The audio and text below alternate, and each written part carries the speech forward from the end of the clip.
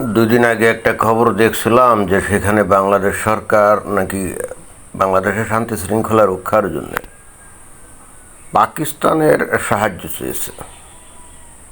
কি অদ্ভুত ব্যাপার না? হ্যাঁ রাজ, আমরা এই পাকিস্তান থেকে প্রতিনিয়ত কি খবর পাই, যেমন এখানে একটা খবর আছে, পাকিস্তানের রক্তক্ষয়ী সংঘর্ষে নিহত ৩০।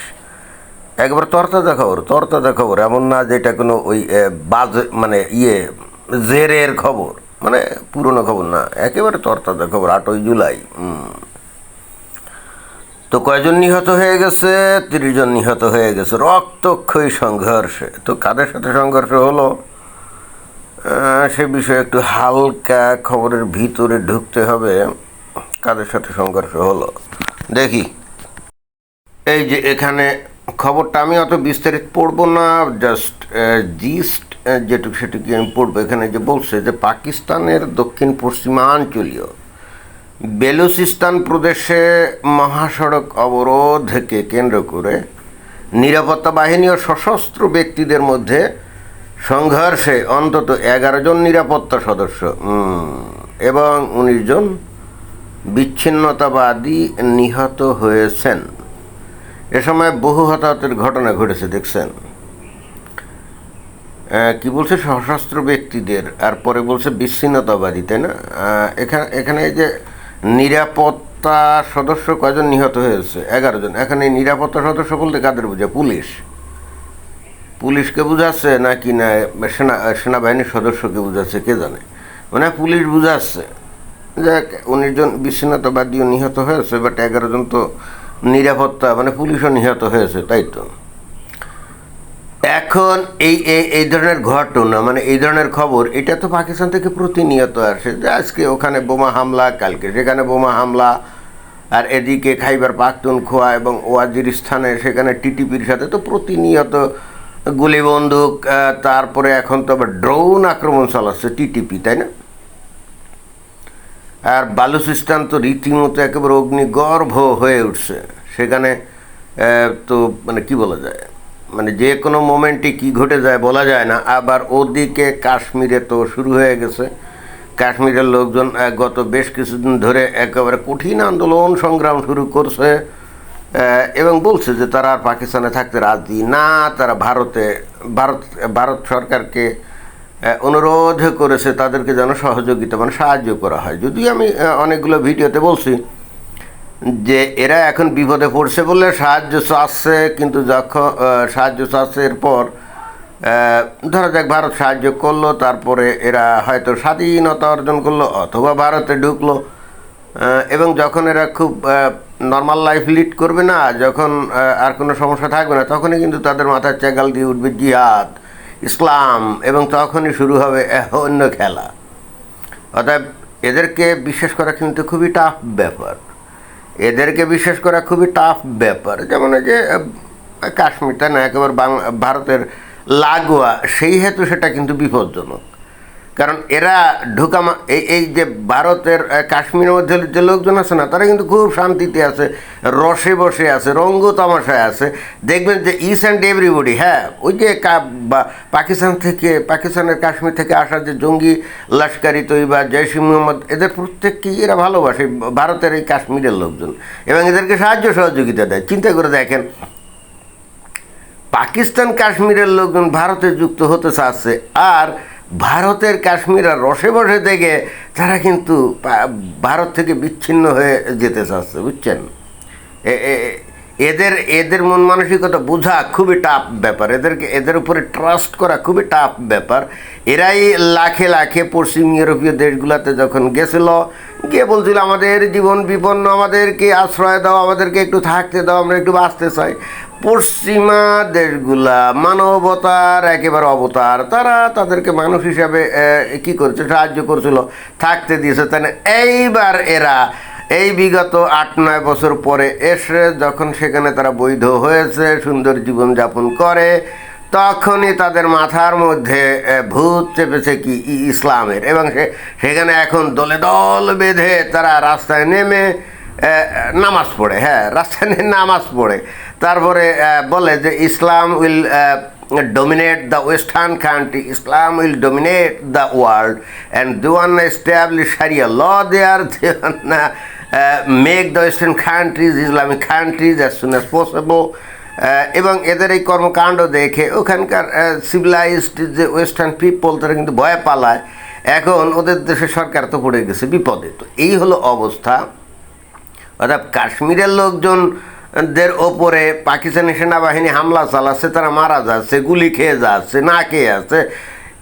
এই সমস্ত ঘটনা দেখে ভারতের সরকার যদি মনে করে এইবার পেয়েছি সুযোগ, এইবার পেয়েছি মৌকা, এইবার কাশ্মীরকে ভারতের সাথে ঢুকিয়ে নিবে, জি ভয়ঙ্কর ভুল করা হবে। হ্যাঁ, তাদেরকে অপশন দেওয়া যেতে পারে, তোমরা যদি পূর্ববর্তী তোমরা যে ধর্ম অনুসরণ করতে যদি সেটাতে ফিরে যাও তাহলে আমরা তোমাদেরকে গ্রহণ করব, কিন্তু তোমরা বর্তমানে যে অবস্থায় আছো, জি না, এই অবস্থায় তোমাদেরকে আমরা কিছুই করতে পারবো না। এবং ইন্টারেস্টিং ব্যাপার হলো, ভারত যদি এদের প্রত্যাখ্যান করে তাহলেই যে এখানে পাকিস্তান সরকার খুব বড় কিছু করবে তাও না। অর্থাৎ ওখানে যে সমস্যা কিন্তু সমস্যা রয়েই যাবে। তো এই একই ঘটনায় বালুচিস্তানে পাকিস্তানের সবচাইতে খনিজ সম্পদ বেশি। এখন পাকিস্তান কি করে, মানে পাকিস্তান সরকার তো বস্তুতে একটা ওই পাকিস্তানি সেনাবাহিনীর একটা দেশ, যেটাকে তারা লুটে পুটে খায়। এবং এদের সিংহভাগ লোকজনই হলো পাঞ্জাব প্রদেশের, এবং সারা পাকিস্তানের সমস্ত জায়গায় যত সম্পদ আছে লুটপাট করে এনে তারা পাঞ্জাব প্রদেশকে তারা উন্নত করে। তো এখন তো এই লীলা খেলা সবাই জেনে গেছে। বেলুচিস্তানের লোকজন বলছে যে এইগুলো আর হবে না। এবং এখন কেন, আরও কয়েক দশক থেকেই তো এগুলো বলা করেছে, তাই না? আস্তে আস্তে সেখানে স্বাধীনতাকামী যে বেলুচিস্তান আর্মি গড়ে উঠছে। এখন তো তারা হাতে অস্ত্র নিয়ে মোটামুটি সেনাবাহিনী, তারপরে ওদিকে পুলিশ বাহিনীর উপর আক্রমণ করে, আবার ওদিকে পাকিস্তানকে লেলিয়ে দিয়ে ভারতকে সারাক্ষণ অস্থির করে রাখা যে চায়না, তারাও ওখানে রোড অ্যান্ড বেল্ট ইনিশিয়েটিভ না কি জানি করে রাস্তা করছে। ওখানে চাইনিজ ইঞ্জিনিয়ার, চাইনিজ কর্মীরা ওখানে কাজকাম করে। তো ওই লিবারেশন আর্মির ফোর্স, মানে বালুচিস্তান লিবারেশন আর্মির ফোর্স, তারাও তাদের উপরও হামলা চালায় যে তোমরা সেই পাকিস্তানের মতো একটা অসভ্য বর্বর শাসককে তোমরা মানে প্রশ্রয় দাও, তাদের সাহায্য সহযোগিতা করো না। এখন চায়নাও কিন্তু মহাবিপদে। চায়না ভাবছিল তারা হাজার মানে বিলিয়ন ডলার খরচ করে নানা কিছু করবে এবং সব তাদের অনুগত হয়ে যাবে, আস্তে আস্তে সব দখল করবে। সে গুড়ে কিন্তু বালি। তো তারা মুসলমানরা কি জিনিস সেটা জানতো, কিন্তু জানার পরে রিস্ক নিয়েছিল, কিন্তু রিস্কে ধরা খেয়ে গেছে।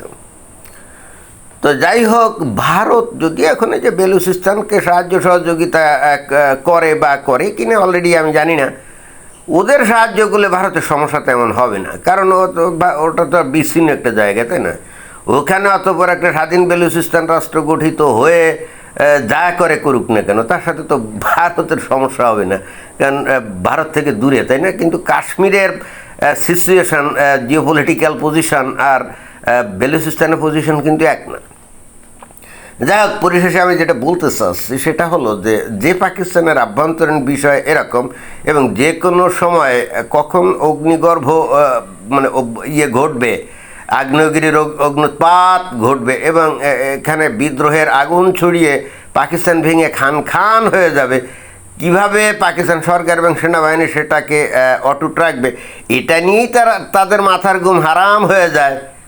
তারা আবার আসে বাংলাদেশের আভ্যন্তরীণ বিষয় হস্তক্ষেপ করে বাংলাদেশকে ভারতের বিরুদ্ধে লেলিয়ে দিতে। এবং ইন্টারেস্টিং ব্যাপার, বাংলাদেশও মোটামুটি সেই একই কাজে তারা মানে দেখা যায় যে অন্তত ইউনুসের আমলে তো দেখছিলাম যে ওই কাজ করতে চাচ্ছিল, তাই না? তো এটার অর্থ কি, পাকিস্তান সাহেব বাংলাদেশও ভেঙে টুকরে হয়ে খান হয়ে যাক, বাংলাদেশও যেন ভারতের প্রচণ্ড প্রেশারের উপরে পড়ে ভারত যেন বাংলাদেশ আক্রমণ করে তামা করে দিক, গাজার মতো পরিস্থিতি করে দিক। হ্যাঁ, এটাই পাকিস্তান চায়, কারণ পাকিস্তান কোনোদিনও বাংলাদেশের উন্নতি, বাংলাদেশের ভালো চাইতে পারে না। 71 সালে বাংলাদেশ যখন আলাদা হয়ে যায় তখন পাকিস্তানের ধারণা ছিল এইটা হয় ভারতের অংশ হবে, আর না হলে স্বাধীন দেশ হয়ে থাকলো এগুলো ফকির মিসকিনের দেশ হিসেবে থাকবে। কখনো কল্পনাও করে না যে বাংলাদেশ পাকিস্তানকে অর্থনৈতিকভাবে বা সামাজিক অন্য সূচকে পাকিস্তানকে ওভারটেক করবে, সারপাস করবে। কিন্তু বাংলাদেশ যখন সেই কাজ করছিল শেখ হাসিনার সময়, তখন তো তাদের গায়ে আগুন জ্বলে যায়, যে কোনোভাবে হোক এই বাংলাদেশকে তারা ধ্বংস করবে, এটাই ছিল তাদের দৃঢ় অঙ্গীকার। এবং সেই হেতু তারা ওই যে আমেরিকার ডিপ স্টেটের সাথে যুক্ত হয়ে এই বাংলাদেশের রেজিম চেঞ্জ করছিল, এবং করে তারা কিন্তু একেবারে সাথে সাথে কাজ শুরু করে দিয়েছিল। এখন ভিতরে ভিতরে কতদূর কী করছে কে জানে, কিন্তু তাদের মূল উদ্দেশ্যও বাংলাদেশকে ধ্বংস করা, যেভাবে তারা নিজের দেশকে ধ্বংস করছে নিজেরাই, এটাই পাকিস্তানের মূল লক্ষ্য। এখন বাংলাদেশের মানুষ যদি বোঝে ভালো, না বুঝলে আর কী করা। আমরা আমাদের বক্তব্য দিয়ে গেলাম। ধন্যবাদ।